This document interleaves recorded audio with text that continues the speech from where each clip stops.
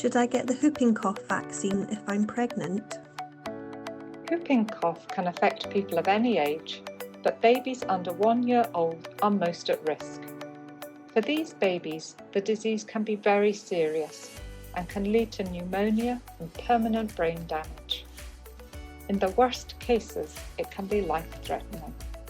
The whooping cough vaccine is offered during pregnancy, and getting this vaccine will protect your baby from birth up to the start of their routine childhood immunisations. The immunity you get from the vaccine will be passed to your baby across the placenta. Vaccination is the only way to protect your baby from whooping cough in the first few weeks of their life. Your protection from either having whooping cough in the past or from being immunised when you were young will now have worn off. By getting vaccinated during pregnancy, you will also lower your own risk of whooping cough infection and the risk of passing whooping cough to your baby.